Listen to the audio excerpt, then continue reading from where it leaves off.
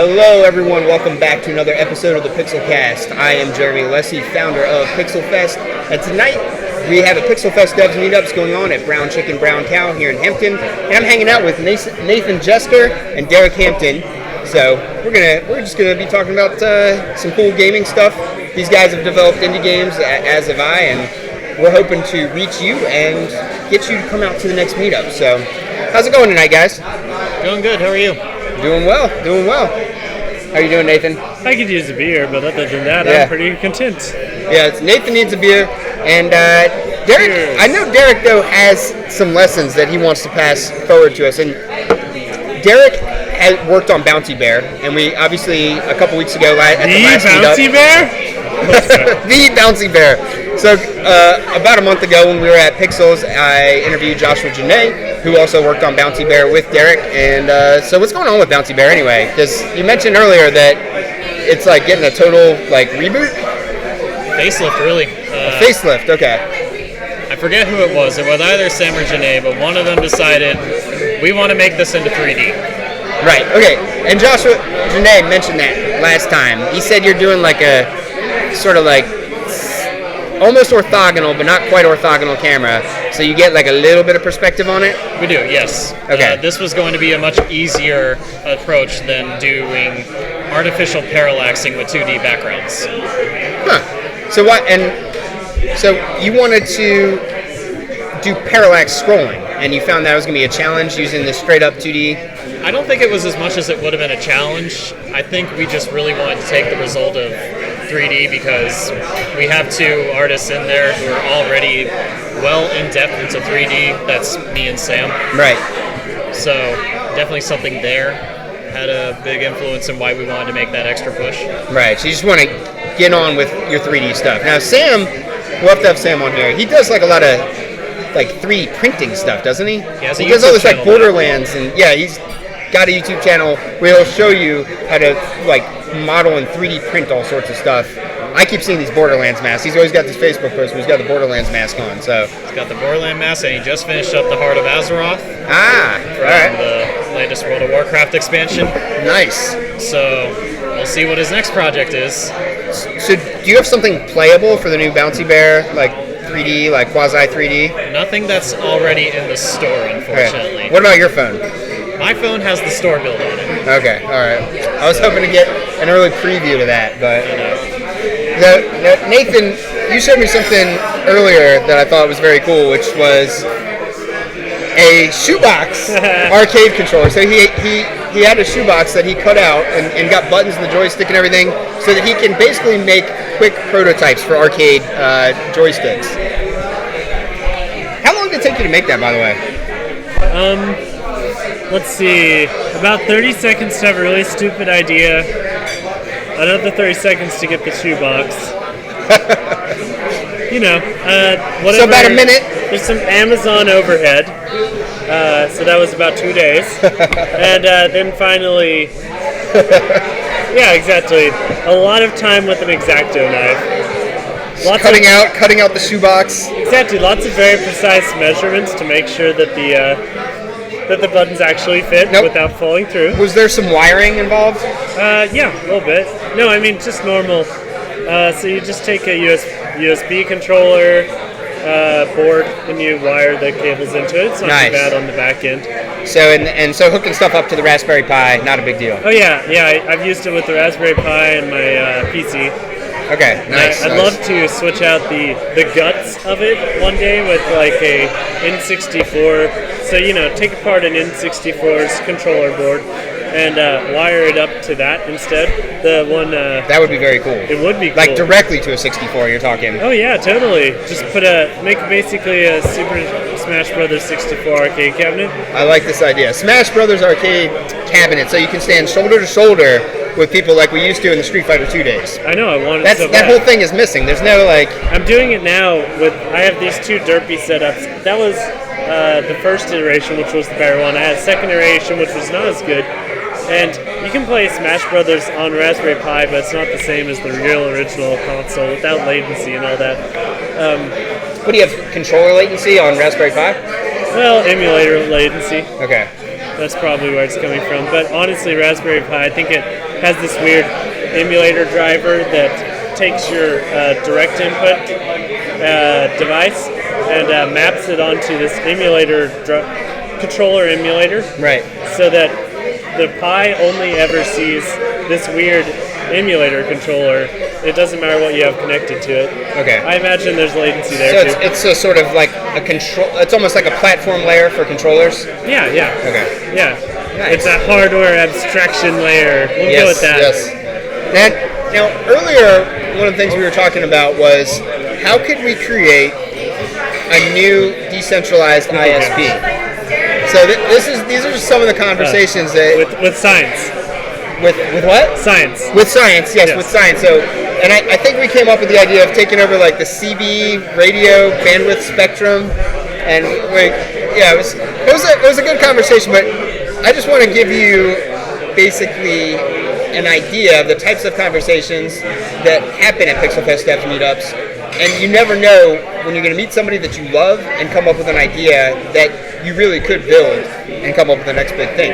It's probably not going to be CB radio-based internet, but who knows?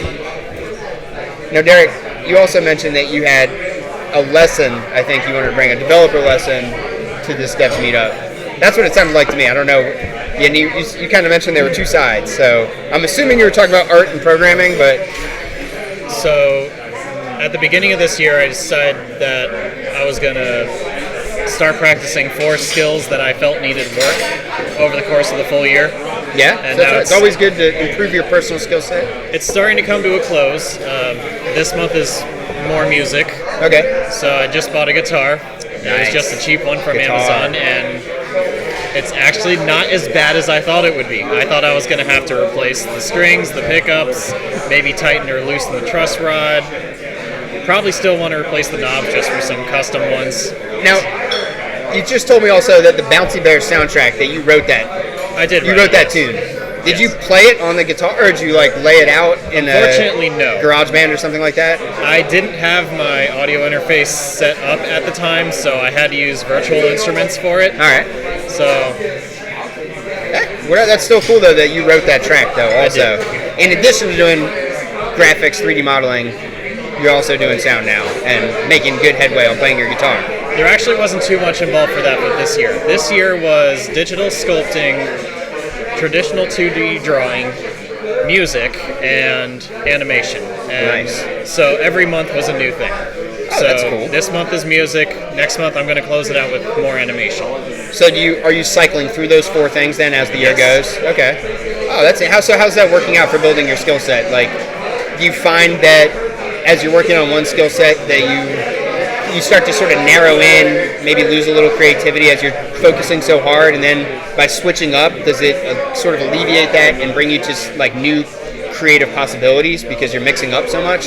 So the mixing up, I think, is vital. Okay. The reason why is because one of the things I found when I was doing this was burnout happens a lot, especially when you're trying to really log in, we'll say 10,000 minutes or hours. Hours, yeah, 10,000 hours that's the rule, right? Yeah, that's which there were studies on that as well. The Malcolm Gladwell. What's the rule? The 10,000 hour rule? And the viewers. So basically, and thank you so much, Nathan. I might need a co-host, but basically, there's this rule, and it was in Malcolm Gladwell's book Outliers, I believe, that in order to be really good at something and to really derive that sort of like mastery. to achieve mastery, and when you're searching for like world-changing value, you need at least 10,000 hours invested in that skill set. So we're all here because we're talking about video game development. Do you have your 10,000 hours in on developing video games? I don't know if you guys do. I know I definitely do, but... If you were to go 2 hours a day, every single day, and not miss a single day, it would take you just shy of 13 years. Yes. Okay, I do not. It's a large time investment. But there have been other studies that disprove this, that show that you don't exactly need 10,000 hours. 10,000 does sound a little arbitrary, but maybe it's just making a point. There's a density... I think there's a density element to it too, right? It's not 10,000 hours over like a lifetime. It's 10,000 hours within a certain amount of time. It's like you want to pack every neuron in your brain in sort of one direction in a certain amount of time. Internalization. Yeah. There comes a point when your brain knows how to do the task, and you don't need to hit those higher order thoughts. It's more lower level. I feel like I agree with that 100% because there are times now I've been making games for so long and I don't really have to think about some of the stuff on a conscious level. The stuff just comes to me and I just, That's how I am with my keys just go to the keyboard. It's almost like muscle memory. That's how I am with, unfortunately, GML code. The most worthless thing to have internalized, but I could write it in my sleep. GML code. I don't even know what that is. Oh, game maker language. Okay. Bad. I'm a Unity person, so. Are you still using Game Maker, by the way? Yeah. Nice. How could I switch at this point? So, and Game Maker has like everything baked into it, though, right? Like pixel editor. Can you make sounds and music inside Game Maker? No. Okay. It seems like they should have that since they've got everything else, but. Yeah, that's true. But the pixel and animation editor are pretty good. Yeah. But then again, they do charge you like $700 for the full complete license or $100 for the small baby license. So it better be good. Is that a perpetual license or is that like per year? Yeah, you just buy it. Not bad. Yeah. So Unity now is. I haven't bought a license in probably 10 years, so I have no idea what it is now, by the way. I've got the Unity. I don't have the Pro license anymore. I had a Pro license for a while. $75 a month, I think, for the Pro license, and I used to just pay for them at the time. I got my first Pro license for free, actually, writing articles. But I got another Pro license where I dropped, I think I dropped like $4,000 on it. And then they moved on to the subscription model, and I was paying $75 a month. Yeah. And now I'm paying $35 a month, which is I forgot what they call that license, but it's a sort of mid-tier license. It's not the free license or the Pro license. They've got. Basically, I don't have a splash screen on my Unity games, which is, that's really all I care about. Part. Yeah. Actually, for me, I've decided. Not that I mind giving Unity credit. It's just, I want my own splash screen. I mean, so my current project, it's called the Plus license, which is dumb, but it's in Game Maker. But after that, one of my goals for next year is to learn Godot, so that I'll never have to learn. Heard about that one. Pay for anything again. So I looked at it in the past and it looked kind of spotty. It's been a few years. I came back to it again, and now the feature set looks incredible, and there are bindings for any language. Like that's very nice. I really love Python. It looks like open source community has built me a wrapper for that. So there was a developer named Galen, and I think his last name, I don't want to take a guess at his last name. I think I remember his last name. But he was with what is it called? The Richmond Game Jams group, and I'm forgetting the name. That's close enough. Yeah. Anyway, he showed me Godot a few years back, and there were a lot of people that thought Unity was getting sort of too commercially, and Godot seemed to be like a good option to go to. It's very similar to Unity, I think. It had a sort of composition-based system, and I don't know. I haven't actually used it, but I've sort of been keeping tabs on it over the years. So RVA Game Jams, that's the name of it. So it's not Richmond Game Jams, RVA Game Jams. Yep. So what are you interested specifically in with Godot?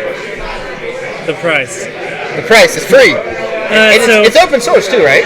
Pretty much. I've been over the last year I've been working myself to death learning other things like full stack web development and C#. And I'm not going to pay a subscription fee for something that I'm going to use 5 hours a month. That makes sense. Yeah, exactly. So you have your Game Maker license that you've had for 10 years, so you're like, hey, I'm good. $70 a year, I'm good on that. Or no, it's just free at this point because I bought it a long time ago when it was on sale or something. Nice, very nice. But I can see the limitations there. With Godot, what's the 3D engine like in it? And does it have a 2D and a 3D engine now? Are you aware of that? Yeah.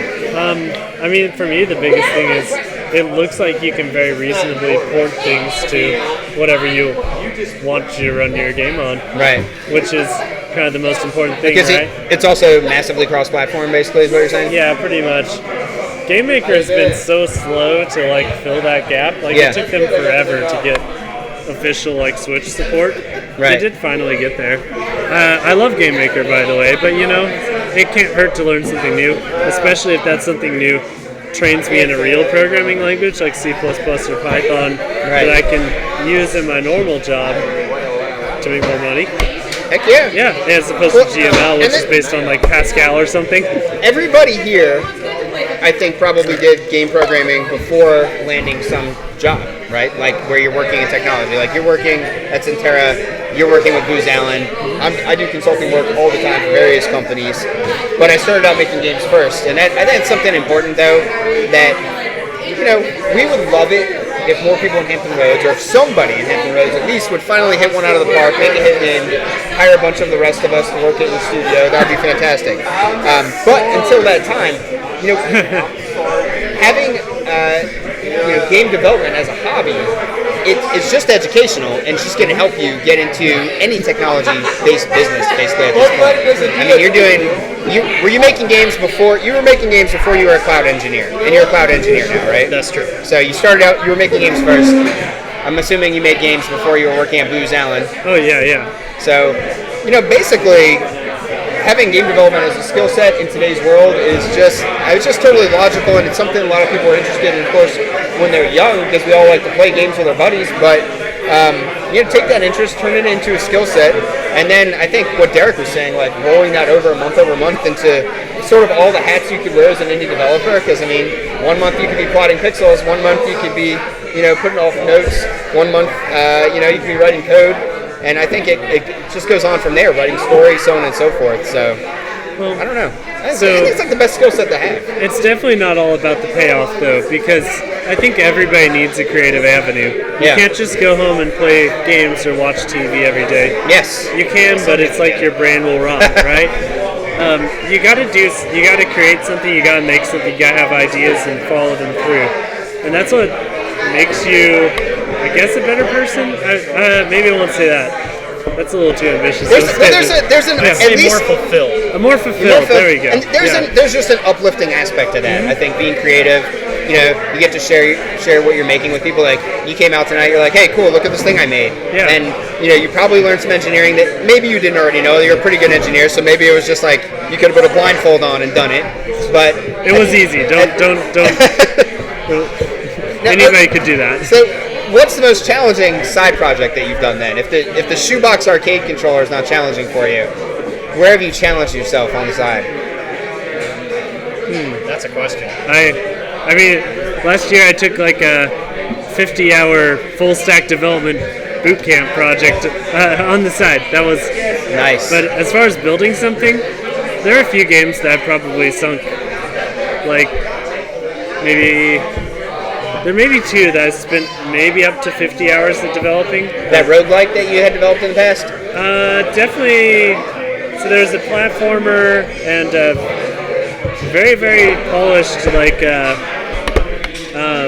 Pong game that had a bunch of cool effects laid on top of it. Oh, nice.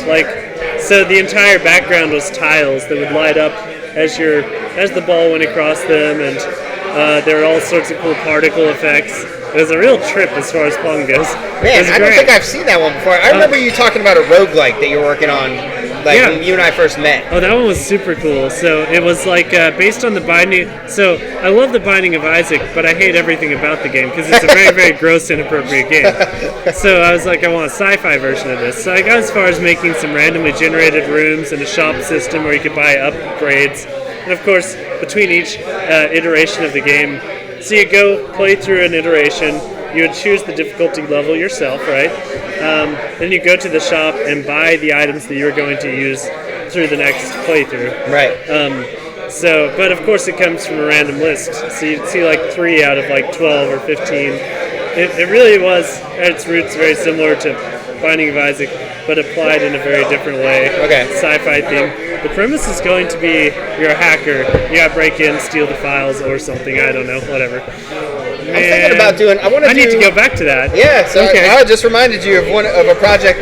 I don't know how much it challenged you or not, but yeah, I don't know. Yeah. So look at that. You learn something new every time. You forgot about this project. He has so many games he's made.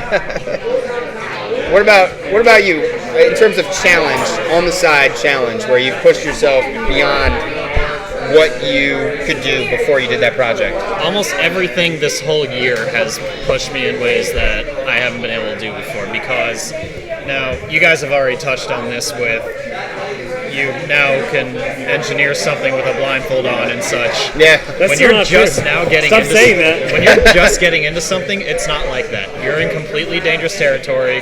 Now, yeah, it's All right. Next you can time, we're learn- definitely going to put a blindfold on you and see how quickly you can cut out a shoebox arcade controller.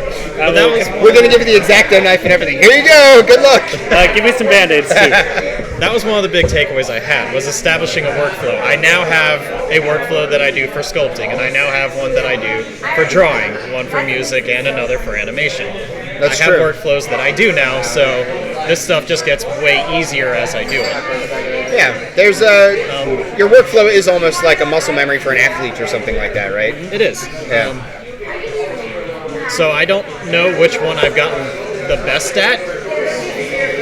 I mean, I've been doing music probably the longest off and on, so I think that one may have been the strongest of all of them. But Right. I still like doing all the other things, especially once I feel the burnout happening. Yes, I yes, do yes. need to work on something else. Burnout does happen. It's very real. The only advice I have really is just to power through it. It's going to suck, but the payoff is, it's worth it always in the end. Well, and I mean, and your other advice clearly is it's okay to mix it up, like you did this year, month to month, right? You're getting burned out on doing graphics, so switch to programming for a month. You're getting burned out on programming, switch over to music for a little while, and as you go through this whole cyclical, nature of development, each year you're probably getting, when you get back to the next year, how much better you're going to be at all of those things, which I think is interesting. And then when you finally put that into practice on a game where you're wearing all the hats, it might come pretty naturally to you, especially once you have your workflows established and all that. It's definitely paid off for Just Bear games because I'm the only one who can do music, so that works out. It's necessary. I've also yes. been You're now the supplying- most important person on the team. Yeah. Probably. And I've also been Sorry, the only one Josh doing and Sam. sounds. I've also been the only one doing sound effects. They've done all the code. I haven't done any of the code. They've done Okay. all the code. But I did code. Oh wait, that's not true because I coded a shader, Nice. a very basic tune shader. Okay, That that's sweet. Yeah, programming shaders is fun. expect for a cartoon-like aesthetic in 3D when we do finally release it. Man, I can't wait to see it. I wish you had it on your phone. I was looking through Instagram and Discord earlier when I was on my phone. We haven't posted anything. We haven't posted anything new yet. We've been pretty quiet on social media. We're You guys are like definitely Fort going to Knox change over that. here. With your, Definitely with your going to indie change game. that soon. I don't exactly want to hide everything because there's nothing hidden. I haven't redone the main theme yet. That's on the list along with a lot of other things. The music. Right. So, what are you looking to do with it next? Right? I mean, you're taking the graphics into 3D. I mean, do you have some idea of taking the sound to the next level as well? Like, I mean, I don't want to say 3D sound, but We're gonna have a an lot. extra dimension to the music. We're gonna have a lot more sound. I'm probably gonna layer on some sound effects just to make things more lifelike. Right. I'm actually going to record myself doing the theme this time. Now Okay. that I got the guitar in. Sweet. So, So you're just on the guitar, or are you going to do like a multi-instrument layering type deal? the drums, I haven't decided whether I want to recruit my other drummer in the band I was in, or if I just want to use the software for that. Haven't decided. Right. I have a lot of room to move around with that. Okay, but it's definitely going to be more than just guitar. You need some degree of layering got a of bass instruments too. and stuff like that. Okay. So But you could I'm do it gonna yourself, the you're guitar saying, bass. and just pre-record and layer them. Yeah. I'm looking forward to that. We've had a few people come out to meetups that are talking music, sound effects, etc. And I tell you the truth, I haven't really had an in-depth conversation with anybody on that stuff in the area. So it's something that I think I'd like to get into more. I've noticed there's not a ton of people doing it. Yeah, I've definitely probably like a half dozen people over the last year or two that have come through either on the devs group or whatnot. Hey, I do music or I do sound effects and unfortunately I don't think we've hooked anybody up like in a team yet on that front, but I think there's always a lot of musical talent coming out of Hampton Road, so it would be really cool to get some music game collaboration going on and maybe have a greater focus on that, I think. Well, let's start off with I wanted to do like really cool animations. All right, what composes this? It's like, all right, get good at art. All right, so I'm getting good at art. I got the 3D modeling down. I was doing that the longest, so I didn't include that in this year. Right. But I did make my own. Hopefully, it doesn't atrophy. Oh no, I made a knob for the electric guitar. Okay. In Blender, and I'm gonna have Sam 3D print it. That's cool. So I'm gonna have custom 3D printed knobs on my guitar. That's It'll be awesome. fun. Yeah. So it wasn't completely gone, but it was definitely there. Wait, Sculpting was what a are huge thing. What are the custom knobs going to be? Just the tone and volume switches on the guitar. Oh, I mean, like any cool design, or what makes them stand out? Oh, well, I'm gonna have my little key skull. logo. No, just I'm gonna have my Delta Key logo on them. Nice. Let's see if I can actually pull up a nice clear picture on here to see while I'm continuing to talk. I don't know how much luck we have holding the cell phones up to the screen. It's We'll see. We'll see. It's very contrasting, and I'm gonna turn the screen all the way up when I do eventually find it. we should do it in the name of science, and then you'll Yeah, just watch it absolutely. never be done again. What is the optimal smartphone brightness to hold up to a laptop for a podcast? We'll see. It's a good question. Do you have the spreadsheet out, Nathan? It would. I mean, the light that's coming out of your phone is probably gonna wash out whenever you hit. That's what I'm thinking. You want less brightness. Let's see. Well, you need probably a nicer camera. Okay. Very It good. actually doesn't look that bad. That doesn't look bad at all, man. Yep. You just gotta hold it very still, and I guess it normalizes. Yeah. Cool. You gotta love The D key. video processing, video compression. Delta key. It's all vectors. Yep, Delta that's it. Key. So I want to have that 3D print on the knobs, and I've already memorized the placement of where they are, so I'll know which one's tone and which one's volume. Man, that's cool. It'll be my guitar, so that's how I'll know. So, So I started out with animation, but it's like, all right, what else gets started? So art, we need to do art. So like backgrounds, just random objects like cups and stuff. All right, let's get the modeling out of the way. and do you do this every day, or do you do it every other day during that month, like month go of for, every day. September, or October? What did you do? September was sculpting. It Okay. just worked out SNS. So So September for sculpting, it just worked out. Finished the character. Monday through Friday, every day of the week. Every day of the week. Every day. Okay, For 7 at days a least- week. For at least 2 hours. Wow. At least. Now, yeah, there are some days where I fall short. Sometimes Yeah. life gets in the way. Yes. Something else to another takeaway. that's Sometimes It's life been just known gets in to the find way. a way. That strikes me as a very good level of commitment, considering that it's not toward any one project. It's literally just towards your personal growth. But I want to put it towards many projects. Right. At some point. I have a good amount of ambitious goals that Right. I may not receive too much help on. But yeah, so get good at art, then get towards making the art move. It's like, all right, this is nice, but it seems to lack life. So that's why I'm missing sound. So Yeah. let's. How are we doing with music? Okay, not good. Let's study up on music theory. All right, let's learn about what a diatonic chord is. Oh, cool. Almost every pop song ever has these. A diatonic chord. What is that? Now, I have not heard of that. So the very basic composition of music is a note. If you combine notes together, they produce a chord. Okay. Diatonic is 3 of those. Okay. Specifically, the first note in the scale, and either the 3rd or 4th, and the 7th. Okay. Look, hopefully you just learned something. I learned something new. Now, I feel like Bouncy Bear is pretty polished, and I know that the way you guys are, what your approach is to your games is to sort of come in, and I don't want to say like shallow, but basically come in at that bare level, right? This is what we can do, and tweak it, polish it as, I don't know, sort of up until there's a boiling point almost, I guess, at which you feel like now we're going to jump.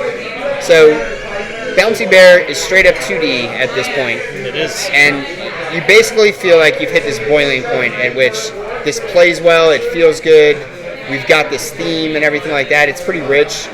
And the only way that we can take it now to the next level is to sort of boil over into 3D. And that's where this, the more richness is going to come out in the experience. I think it will feel more lifelike. I think it will feel more immersive. We also want to implement new things such as, well, right now we just have the 1 level, but we can do palette swaps on that to make it look like the 4 different seasons. Okay. There was talks about maybe going to the moon. So Well, I mean, because you can get up into space now. maybe gravity will play a role in that. Maybe it won't. Oh, that would be fun. Yes. The first version of the game I played, you could not. There was no space. And then when I interviewed Josh last time, he's like, "Yeah, you can get onto space now." So I was excited about that. Now that having the moon, like slingshotting around the moon or something, that would be sick. Mario Galaxy, let's do this. Yeah, planetoids, man. There definitely talks of that kind of thing. More power-ups, we're thinking of that too. Probably one of the big things I'm really looking forward to is putting ragdoll physics on our bear. Yes. So he's going to be flailing around. And then you need sound effects to go with that, like. I might just record Sam and put on my gloves and just start hitting him. Yeah, there you go. I think that's the best way to get it So- genuine. Yeah, get some samplings from the Three just, Stooges. Sorry, Sam. I do it because I know you can take it. It's going to get very real. The sound effect. Somebody was really in pain, and it brought the whole. It just made the whole game. It just really immersed you because Sam was getting beat up in the It background. shows in the final product. Ooh, the attention to detail there. Of course, I want Astonishing. Of course, it's supposed to be adorable and lighthearted, so I'll definitely modulate Sam a few pitches up to make him sound tinier. Give the chipmunks treatment. Yeah, in case Not if quite you that don't high. know, Sam. Yeah, Sam. I would say is a pretty tough-looking guy. He is a tough-looking He's, guy. yeah. He looks like he could fight a bear. And then It kind of yes. I'm sure he's thought about it.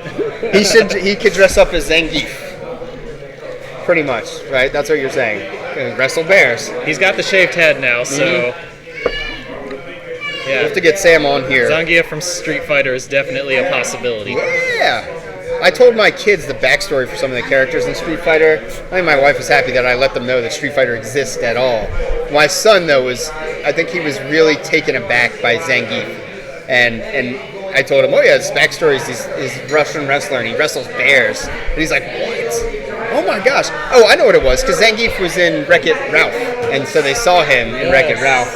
They're like, hey, that's the guy from Street Fighter. Yeah. It's good flick. Have you guys watched the second I'd Wreck-It say Ralph? you're very fortunate that it wasn't the other way around, in which you show him Street Fighter and he goes, hey, it's the guy from Wreck-It Ralph. Yeah. Well, that would have worked out better. That would have worked out better for me, quite frankly. I feel like My wife's like, what are you showing them Street Fighter for? I'm like, it's a great game. I'm in the book. I gotta show it to them. But that sounds equivalent to, hey, it's that song from Guitar Hero. Oh, that hurts.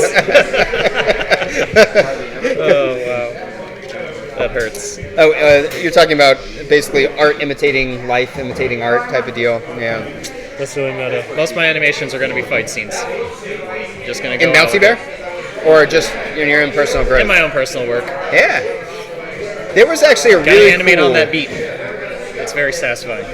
There's a really cool AR video that somebody put up where I guess they created basically like a fighting game engine, and they've got it on iOS, so you can put, it almost looks like Indian in the Cupboard. You have two like little mini dudes on the table beating each other up.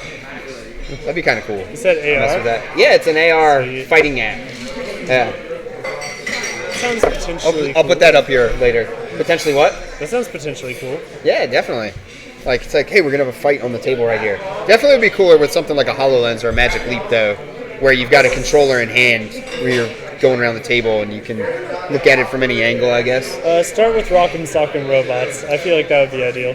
Yeah, actually, for straight up AR, yeah. Yeah. That'd be great.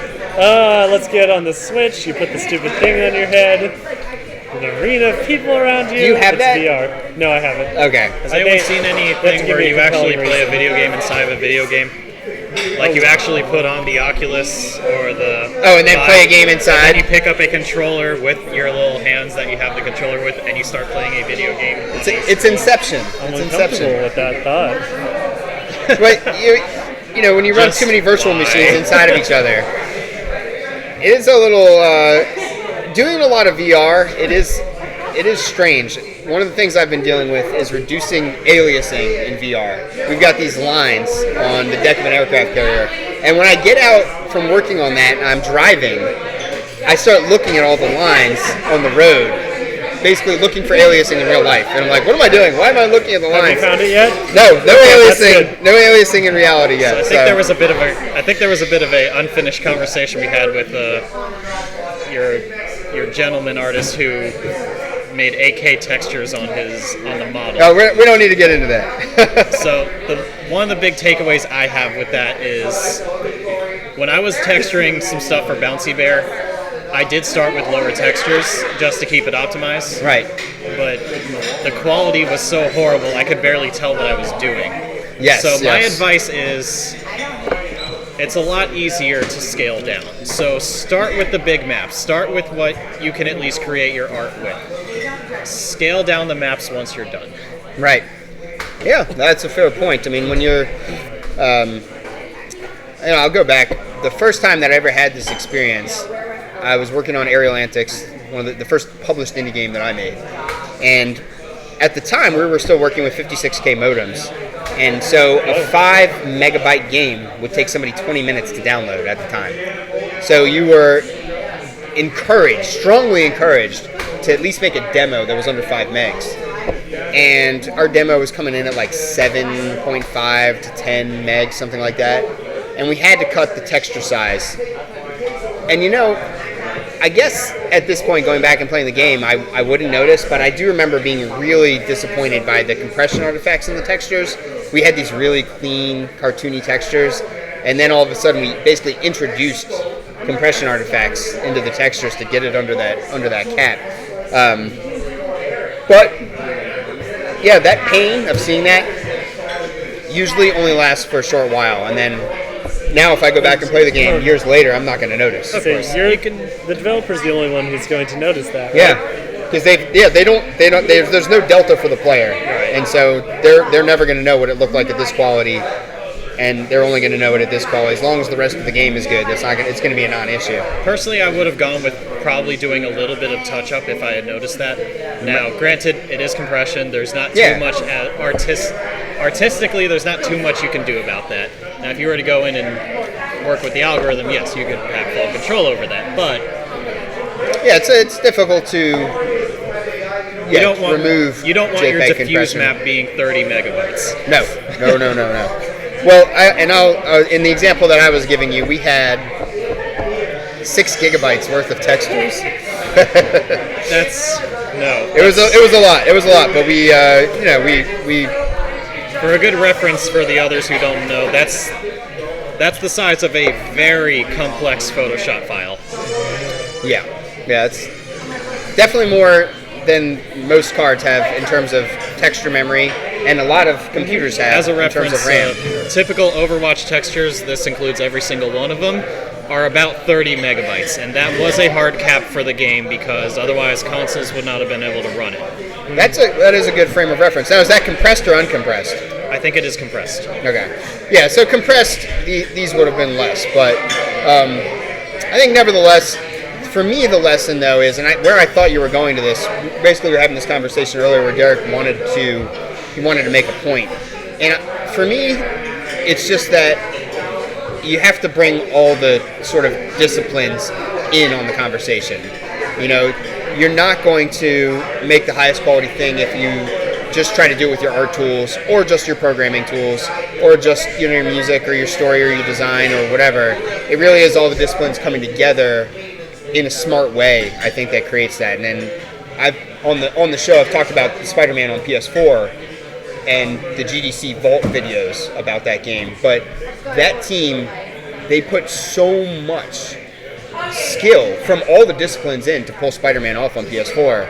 And if you haven't watched them already, I think definitely go watch those GDC Vault videos. But they got Game of the Year for a reason. So, and every time that you're tackling a problem, you've got to look at it from all directions, I think, to get the optimal solution. So, well, is it getting quiet in here? Is it getting too quiet for us to talk over the crowd? Any last words?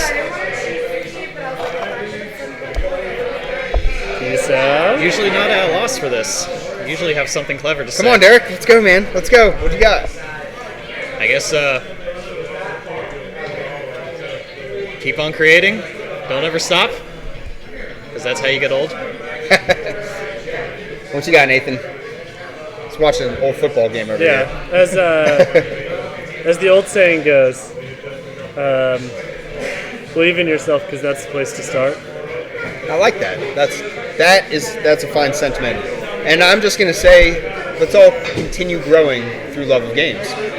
Again, I'm Jeremy Alessi, Nathan Jester, Derek Hampton, and I was happy to come at you from another PixelFest Devs Meetup. I plan on doing this every month. I think it offers a little variety to the show, and it's always fun, I think, capturing some of these conversations and archiving them. So with that, bid you a good evening, and we'll see you next week. Have a good night. Bye-bye. Bye-bye.